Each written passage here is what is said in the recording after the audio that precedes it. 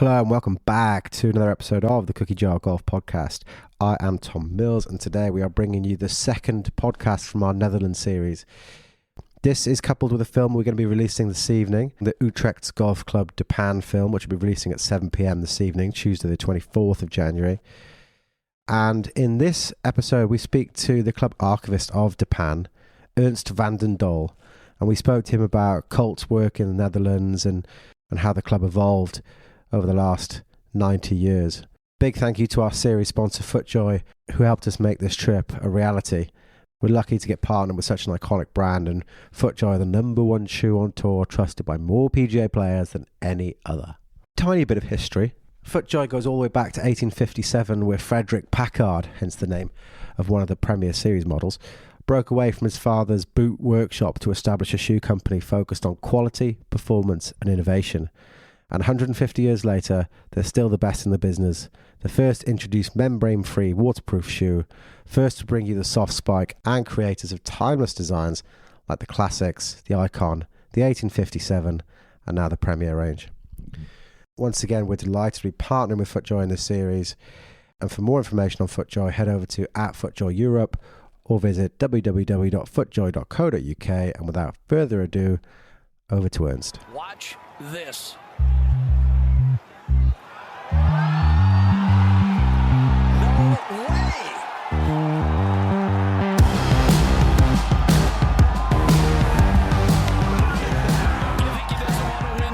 So you were saying about the late 1890s, everything just came at the modern man all of a sudden. Sports, a lot football. of sports things came over from England. Also in France, you had the Jockey Club, which was founded, and people became interested in sports in general, and especially the landed gentry, the nobility, became interested in golf, mostly through one or two persons who introduced it here. A well-known person was Ernst who spoke to. The circles were small. Everybody knew each other, of course. So when they started in The Hague, he came over to Doorn, the village near here, to give an informative evening, and people grew enthusiastic and founded. After The Hague in 1893, they founded the Doornse Golf Club in 1894. And it started in Doorn, but after a few months they decided that the header was too complicated over there. And they found a new terrain in Driebergen, but they still kept the name the Doornse Golf Club. And they had a 9-hole course there, where many competitions were played, but they were forced out of it because the proprietor of the estate wanted his estate back. So the club was forced to move, and Harry Colt was already 20 years one of the top architects in Europe, and he was asked by the Kennemer Golf Club to develop the course there. And because everybody at the Kennemer knew people at the Doornse Golf Club, they thought, well, this is a very interesting idea. Let's ask Harry Colt to develop our course, and he agreed, and he made a plan for 9 holes here. And during that time, he was all over Europe. He developed at the same time. He traveled from England to Holland, and from Holland to Hamburg, where he developed Falkenstein. And he went to Madrid, where to the north of Spain. There was like a division, wasn't there? Because Simpson worked a lot in France and some parts of Belgium, and then Colt almost takes it on then beyond and into. It's almost like they had a dividing line of. I think that was unintentional. I think it works the same. You look for a good carpenter. You ask one of your friends, "Do you know a good carpenter?" And they say, "Well, I know Johnson." And you ask Johnson. And so from knowledge of the game, they asked Colt. And Something is happening next I door. think the Thursday. Thursday ladies group, someone's holding court in the other room. Perhaps they're closing down the clubhouse.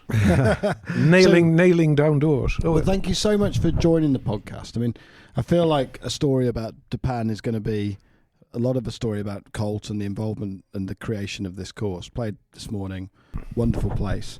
Before we get to that, can we almost jump back 600 or 700 years and talk about the Dutch origins of golf? Because before we started recording, you were saying some interesting stuff, I think, about Colf and where we think the modern game that we know and love today possibly came from?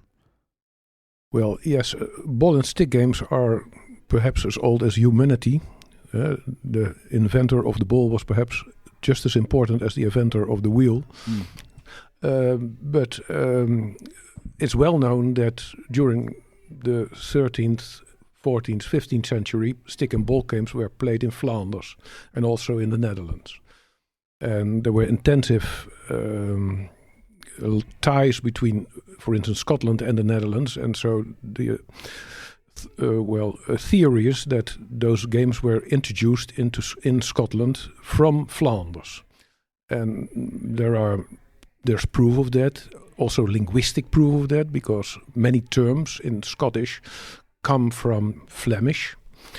But in the Netherlands, it developed in two ways: played on the outside, on ice and on land, and finally it developed into inland courses, which is the game of Colf, which is written with a K, Kolf, which is played in courts in a building, and it's quite small. And from there on, the Colf remained, although it's very small today, but the outside Colf has disappeared. Mm-hmm. So we were talking just before we started to record this podcast. It's still a sport you can play. It's still if you wanted to go play Colf, you could find a society that does it and play it. It's still an active sport. It's still an active sport, but played by quite a few people. There's a Royal Dutch Colf Society, which has about 200 members, and there are about, I think, 10, 15 courses in the Netherlands, which play competition among each other. But it's difficult to start playing that. You have to have instructions. You have to find a place. But you could go there. You could go to a building, to a cafe where there's a course of Colf, and when the rules are explained to you, you could do it. And it's very relaxing. It's a game for a beer and a relaxing Sunday afternoon. Do you think the golf as we know it came from Colf, or do you think they are separate entities? Well, has been written a lot about this, and many things are uncertain. But from games like Colf, played on the outside, the game of golf developed, but in a let's say in its own fashion. It certainly, the game as it's played over a golf course with bunkers and greens and so on, has certainly been developed in Scotland and not in the Netherlands. But perhaps the idea to play with sticks and balls on the outside on grass was an idea from Flanders. Amazing. So your work as a historian here, Ernst, you're neurologist by trade, correct? Yes. Where does the passion for the history come in, and how do you find the time? Because I get the sense that your job it's probably not a light touch job. You must be a busy boy. So where do you find the time, and where does the passion come from for the history? Well, it's always difficult to ask where passion comes from. Sometimes it's natural, but neurologists are what we call, let's say, an intellectual part of medicine. It involves the brain and thinking about the function of the brain and how it works. So there are many people in neurology who are interested in secondary things like history, and I was interested in history, and from history in general and history of medicine grew history of golf, because golf is at least as fascinating as medicine.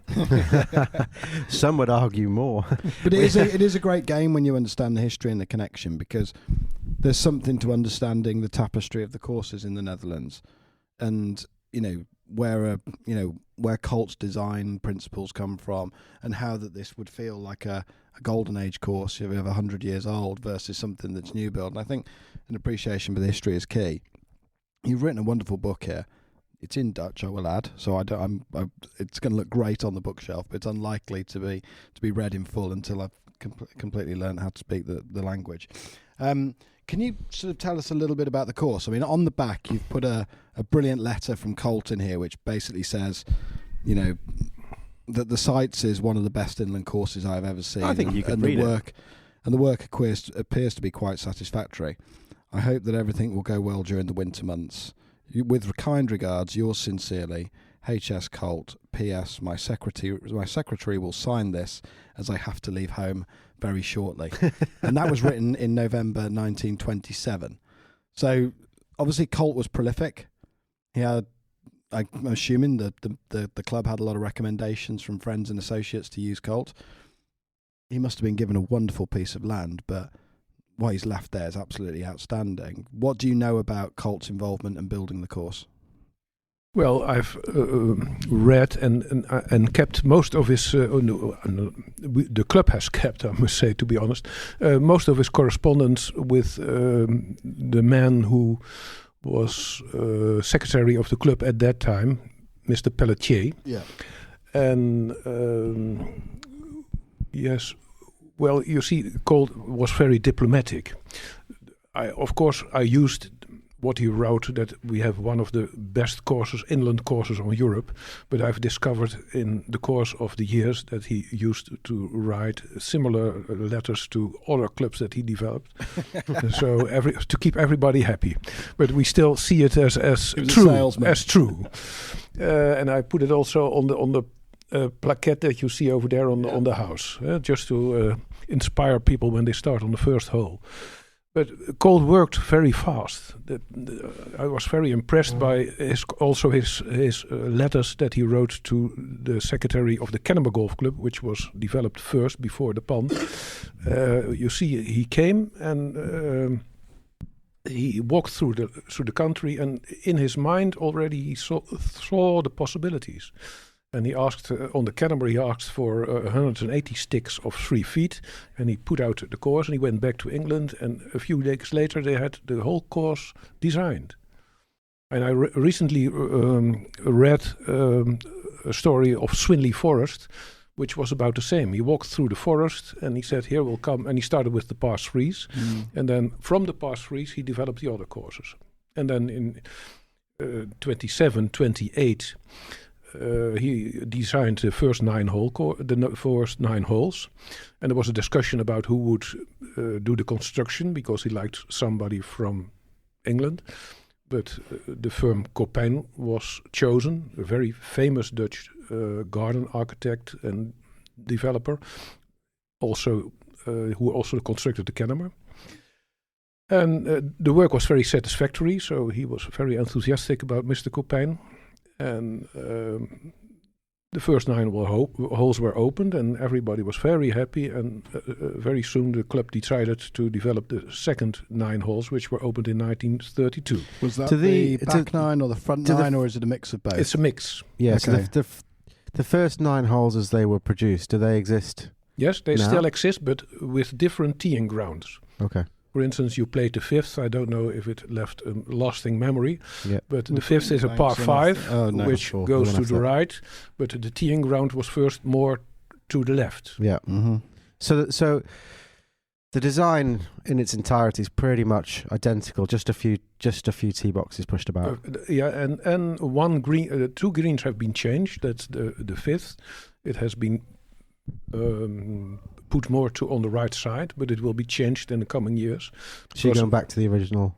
Well, more or less, okay. Yes. Well, to keep the spirit of the original hole.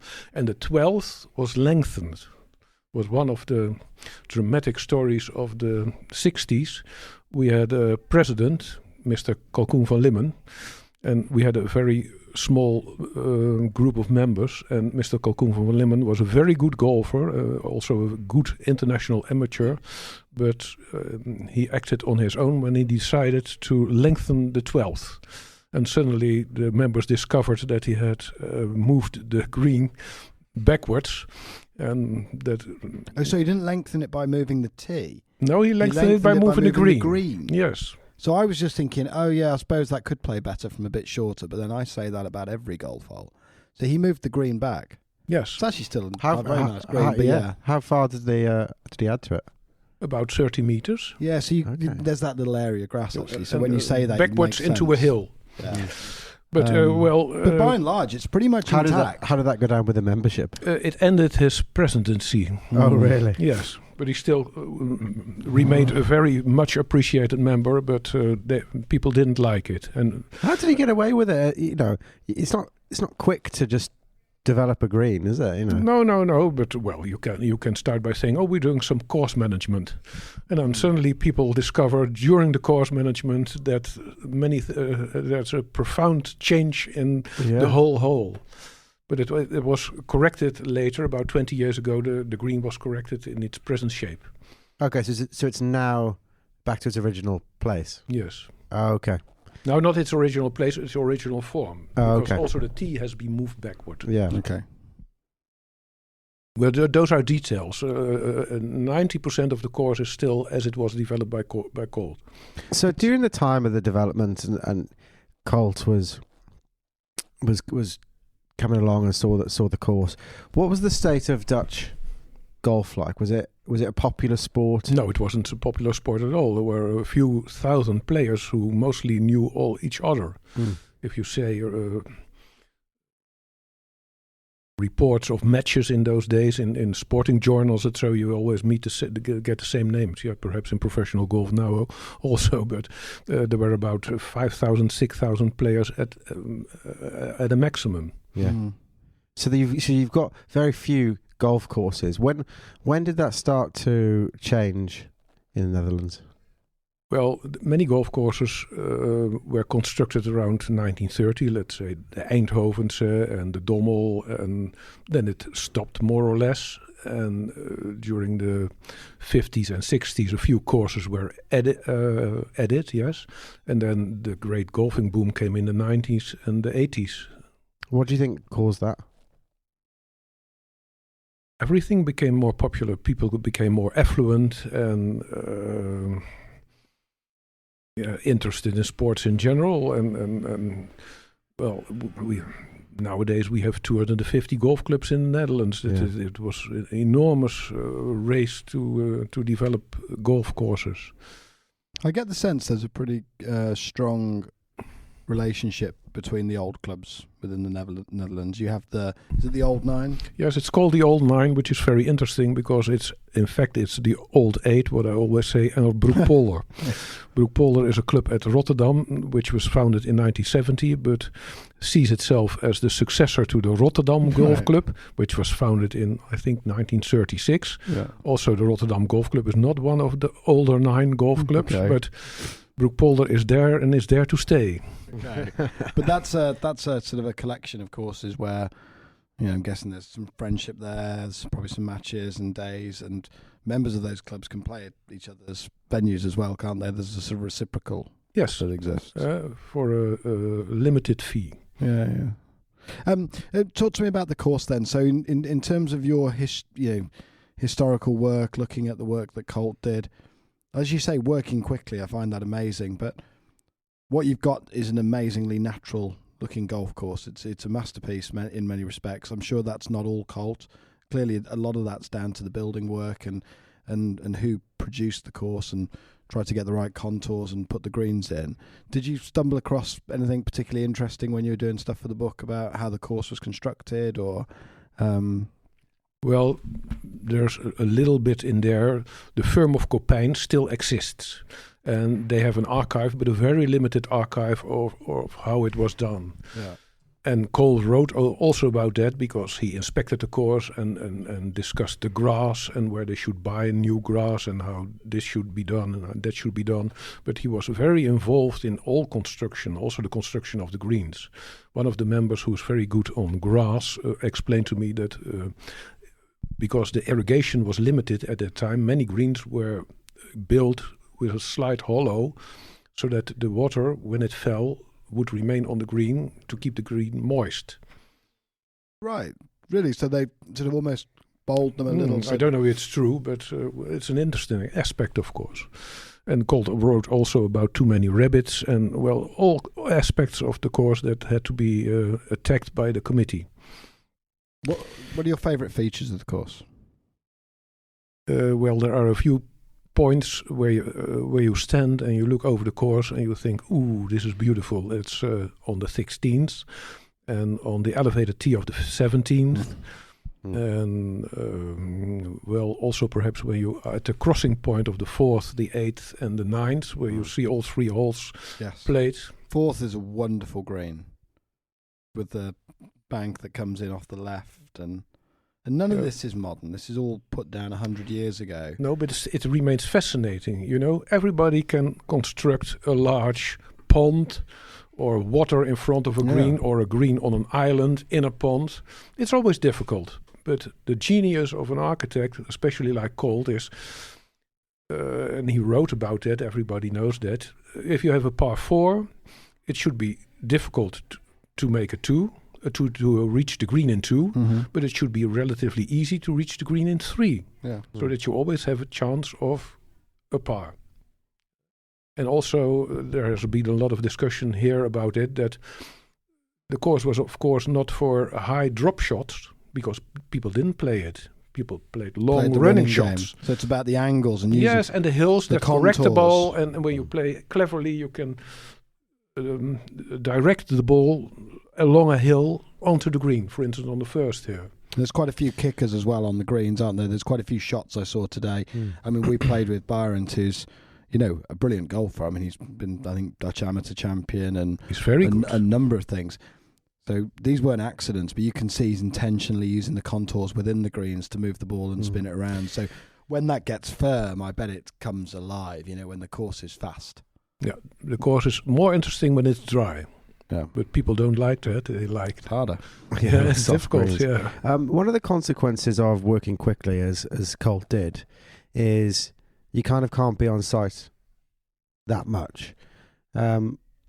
Did he visit often during the construction? Did he come back on completion? What do we know about that? Yes, well, there are also correspondence about that. He traveled a lot and he came regularly to inspect, which was easier for him because he was involved in many courses around Northern Europe and in Spain. So on his travels, he visited, very intelligent, he visited a few golf clubs and got back to England and wrote what should be changed. He made notes, and those notes are left on golf clubs, and you could see what his suggestions were. So he was a traveling golf salesman. Was there ever a temptation to put more in? Because we're in a heavily wooded area where the course is completely carved out within that, but there's loads of space around. Was there ever, throughout the last 100 years, any temptation to try and add a further 9, another 18 holes? I get the sense it's not quite the Dutch way to try and build loads of golf courses on one site. Do you mean here or? I don't know. I get the sense that, you know, Kennemer's obviously a 27-hole site, but by and large, even though there's a bit of land, everyone's quite comfortable with the fact that it's just an 18-hole course. And well, if you've got something perfect, why improve on it? Yeah. The Germans have an expression for that, which is called schlimbessern, that is making it worse by making it better. Yeah, there's a lot to be said. So Can we good. cover that again? Schlimbessern. Schlimbessern, which basically means people having something great, then thinking, well, let's make it even better, and then it gets worse. Destroying it. Yes. Schlim is worse, and bessern is improve. So schlimbessern is improve it to make it worse. I think that's my new favourite saying. Yeah. But there's a number of clubs that do it because they want to, let's build a bigger clubhouse. You have the most incredible clubhouse here.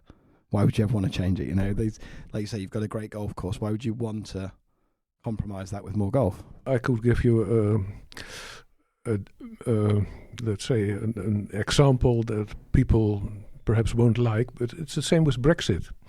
You've got something that's very good. You think, well, we've got something that's very good. It could be even better. And then you change it, and you discover after a few years that there are a lot of disadvantages to it. It's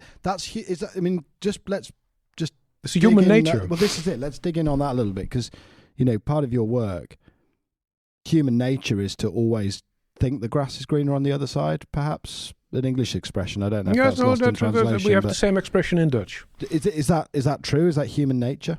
Yes, it's human nature. From my profession, for instance, plastic surgery. You know, people start improving small things, and they look at themselves and they say, well, this could be better. And they end like robots.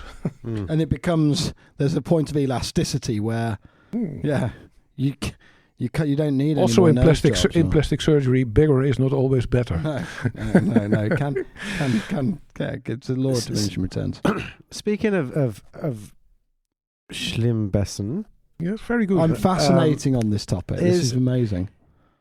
Are the Greens Committee here pretty strident in thinking, okay, we don't do anything big, we don't make any big changes, all we do is maintain it, make sure the bunkers are as good as they can be, make sure the playing surfaces are as good as they can be? Or do you get some people come in and say, I think, right, some sweeping changes need to happen? Well, there have always been members who thought that sweeping changes should be made, but mostly we keep it as it is intended. And in the course of the years, of course, changes, you know, trees grow, grass grows. When we have got a small movie, which you can visit on YouTube, about the opening of the first 9, where people dance here on the terrace. And the first ball is hit and everybody runs onto the first hole. Brilliant. And you see a enormous word escaped me, but there are no trees at all. Expands. An enormous expanse. Yes, it's very fast. There are nearly no trees at all. So all the trees that are there are partly have grown. And you see a small tree, and when you don't take any notice, about 5 years later, it's large. It's a really think it's big part of tree. the course. Was the wooded area here when the course was built, though? So was it all? It was more all heather. cleared There was out? more heather than it is now. Because now it's a full wooded Yes, expansion, isn't it, all around? but you can see when you come to the club, you can see that most trees are not very old. There are 100-year trees. But many trees are younger. Were they planted for the purpose of golf in many ways? So No, they weren't there for separation of holes or anything. No, it's just happened. this was a very poor area. You know, heather. What can you do with heather? Sheep and heather, and not much more than that. So what the owners of the estate did was plant trees for to sell wood, mostly for the mines in the Netherlands, in the south of the Netherlands, for mine construction. And then it was profitable, and later the company that owned all this area later sold part of it for housing estate. So the village of Zeist here in the neighborhood was developed in the 1900s, 1920s, 1930s. And it's all kind of, because now, like Sam says, if you'd have just taken me out there, I would have thought that was carved out of a woodland, as opposed to. And it's interesting, partly because we went to Eindhoven and played there yesterday, and there's some old photographs of Eindhoven, and similarly, the trees are as big as the humans.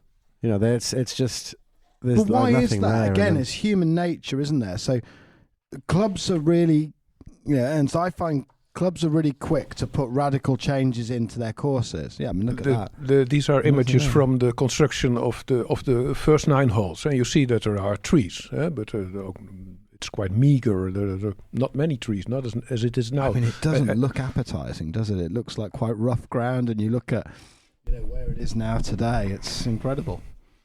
Well, there are many pictures more or less the same. I know pictures of St. George's Hill, also constructed by Colt. You see the same pictures: horses, manure, trees being felled. Yeah. Why do humans, well, certainly humans at golf clubs, react slightly differently when they talk about tree removal in the context of a golf course? Do you see what I mean? Some members seem to almost have a romantic obsession with a tree on a golf course. People don't like changes. But yet they quite like to make Schlimbessen and changes that they, you know what I mean? I think, I agree with you. They don't want to see a tree go, but they'd be quite happy to see the members' lounge completely redecorated. And even that leads to discussions. We've had a recent redecoration here. The tables at which you sit have recently been added. Well, and on a club, it's always like this. You do something, and a part of the membership disagrees. You just need majority, don't you? Because you can't please everybody. Yes, and there's something to be said to appoint somebody to execute it. Yeah. And no discussion about it. We have to accept it. But because if you one of my examples is if you would have asked the populace of France if Versailles should be built, they would have said no, waste of money. But now it's there, everybody admires it. That's the difficult thing about constructing like that. But many trees have been felled here because about 20 years ago everybody realized that the course was changed, that it was not in its advantage and that it could be made better in its original shape. For instance, on the 15th, the short par 3, on the left there's a hill, and that hill is part of the course. And it was overgrown with trees, and they removed the trees, and the hole was better. And it just comes alive again. I think the thing is, if you stared at the sun, you wouldn't see it move, and you just think, oh, the sun is there, and you look back an hour later, and it's somewhere else. And it's the same with golf courses and trees. If you look at them day by day, nothing changes, and it slowly creeps up on you that these trees are just very, very slowly just overtaking. And I think that's the thing that a lot of people forget, is that, yeah, it might have been like this yesterday and you're attached to this tree, but it wasn't like it a year ago, and it really wasn't like it 10 years ago. And it's very difficult for a club like De Pan to just keep on top of the playing corridors. This is what we're trying to maintain. This is what we're trying to keep, and just not taking it back too far, not letting it grow over, just maintaining the status quo is quite difficult. Sometimes you have to look back at how was it. If you have documents about it or photographs, you have to look at photographs of 50 years ago. How was the hole at that time? But people adapt to slow changes. There are moving stories of people of 90 who meet each other in a retirement home and fall in love and so on. And when one of the partners would have been 20, he would never have fallen in love with somebody of 90. But when you're 90 yourself, your view changes, It's strange, and I almost want to go down. We've had a previous guest of the podcast on who's quite big on, heuristics and behavioural science and looks at things like that. It's quite an interesting topic. Do you see anything else in the human brain or the way we as human operates, how we as humans operate? Do you see anything in there, in golf specifically, that you find fascinating? The optimistic nature of human beings. When you've played a very bad round, you always think and hope that the next round will be better. I mean, in my case, it can't often get much worse. So do you think we are optimistic? So do you mean golfers are more optimistic than they would otherwise be in other parts of their life, or do you mean? No, that's human nature, but it expresses itself in golf. You think? And hopeful, very hopeful. Very creatures. hopeful, yes. I mean, not many people play the round of their life, literally the lowest round they've ever played, and don't say, "Oh, and I left a couple out there. I could have done better." Yes. There's always that thing that we think we can do better. I do think there's a really fair saying with this, and I know we're going off topic here, but this is quite interesting. We've got an expert with us. People say that playing golf with someone gives you a very quick insight into their personality and what they're like as an individual. That's an old theory. It's almost as true a reflection of it's a human being playing a game of golf with someone. I don't know why that is. Is it just because the game is so finely balanced that it brings out all the emotions in you in a way that's almost uncontrollable? Or what? Well, the game is technically difficult, and it's a slow game, and you play it for many hours. So if you play a game that lasts 10 minutes, it's more difficult to judge your character. But if you play for 4 hours, you get a better view. And it's very tempting sometimes to cheat. And if you look at it, a lot of people can be discovered to cheat a little bit. You say, well, it's easy to cheat. It's easy to cheat, and you think, oh, that's not fair. That happened to me. That's not fair. I should be compensated for it. So I may drop my ball here, or I give it a kick out of the header, or whatever. I wouldn't have missed that putt anyway if I was trying. Yeah. Yes, or there was a dog barking, and if a dog hadn't barked, I wouldn't have missed that putt. So that putt was good. And it relies on honesty at its foundation, doesn't it? And you get so many bad breaks and good breaks in equal measure. And it's one of those, if we ran you can only run to your level, and you run consistently at the level you're capable of running. At golf, you can play way better than you're ever capable of playing golf one day, and you can turn it the next day and play significantly worse than you're capable. And I think all of those frailties bring out a lot in people, where I think there's a lot of truth in that saying, for what it's worth, that you can really get the measure of a human being when you play with them. Yes, and most people play golf for many years, and during those many years, you all have had a moment where you thought you had it all. Everything was under control. You are in the flow and you hit it where you want it. Mostly it lasts perhaps half an hour.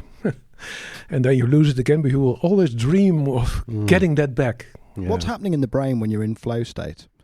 Because, sports psychologists talk about this, don't they? That flow state. Most golfers of any ability can relate to that feeling where you almost feel you're doing stuff subconsciously to an elite level. What's happening? Is the brain in a different space when it's in flow state? And what does that people mean? always think that neurologists understand that, but that's completely wrong. We don't understand anything at all. One theory is that you close down a part of your brain, especially the control part, where you think continuously about what you're doing. You shouldn't think about what you're doing. Perhaps the book by Homer Kelly, The Golfing Machine, which was that you train for so long, for so many times, that you become a golfing machine. And you become instinctive. Yes, but what happens, you always start to think about your game. Oh, I shouldn't hit it to the right because there's water there or there are people there. What happens when you think I should hit it to the right, you hit it to the right. That's how your brain works. Well, I once knew a cardiologist, a very, very gifted man, who said, I've reached everything in life. I've had a beautiful academic career. I can play violin marvelously. Why can't I play golf? And he couldn't play golf. You could see him hacking his way around the course with grass flowing up everywhere. And he was fascinated by that. Dragging it back to the course itself momentarily, because I'm just a bit concerned that Sam is going to be down this rabbit hole for quite some time. So bringing it back to the golf course. Did Harry Colt visit when the 18 were completed, and do we have any correspondence about his impressions of the place when it was finished? Yes, especially the first 9 holes. There is less correspondence regarding the second 9 holes, but there are letters that he was very satisfied with the work. Also with the work of the firm Copain in constructing the course. Yes. The club has obviously grown from strength to strength. You've now got quite an active membership. About how many? About 800, did I hear? 850 about. 850, which is really strong membership. And the clubhouse that we're sat in, the beautiful clubhouse that we're sat in, is it from the same period as? Yes, it's from 1928. It's from the first 9 holes. This clubhouse was constructed. Absolutely gorgeous building, isn't it? And what do you think is in the future for Utrecht De Pan? Well, we are in the happy position that many people want to join the club. Are you at your limit now? Is 850 Yes. Yeah, that's the maximum. And that's quite enough. And the club has changed. In the 60s, there were about 450 members, and the club was struggling. But nowadays, the club is doing financially well, although that can change also. We don't own the ground. Okay. So we pay rent for the ground, and that's quite an amount. But we've got safety regarding to the owners of the ground that we can continue for many years now. Well, with the economic situation and the changing of the way of playing the game, many clubs are struggling in the Netherlands. And the Dutch Golf Federation is looking for ways to improve that. Because the tendency is that people don't want to join a club anymore. They want to be free golfers, not to pay an annual membership or an entrance fee or whatever. No, they pay a contribution to society, and then they pay only when they play. And that's the modern tendency. And the modern tendency is also, it seems, to play 9 holes and not more than that, because everybody's in a hurry, and 18 holes takes We like to play lots of holes, don't we? We're going to try for 36 today. I think there's something to be said for more 9-hole golf, but I think, it is interesting that you observe that, and I think there's other... it's just that culturally there's different differences to the sport than what we're used to in the UK, which is something this series is also about. Do you think just before, because I know we're using a lot of your time, and we do thank you a lot for coming on to chat to us. But just before we let you go, do you think that Dutch golf doesn't have its fair share of visibility, or do you think that it kind of keeps itself a little bit under the radar as being golf as a destination? No, golf has become quite popular in the Netherlands. You shouldn't worry about that. For the Dutch Golf Federation, a worrying aspect is the age of the players.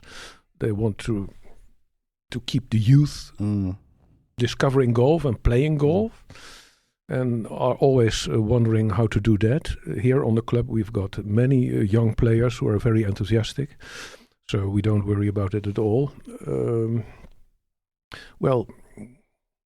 A comparison. You've got restaurants, and there are marvelous restaurants who exist for many, many years and never have a problem in attracting customers. And there are restaurants who are doing well, but struggling and disappearing and coming again. I have all confidence that the Pan, with its marvelous course and its nice clubhouse, will go on for many years, and we don't worry about it at all. I certainly don't doubt that. And with that, Ernst, thank you so much for joining the podcast. It's been fascinating, and it's been great to hear more about the club and also some of the other stuff you're talking about there. So a big thank you. Yeah, and huge thank you. Thanks for having us as well at the club. Thank you for having me. An incredible special place. So thank you. Thank you. Watch this.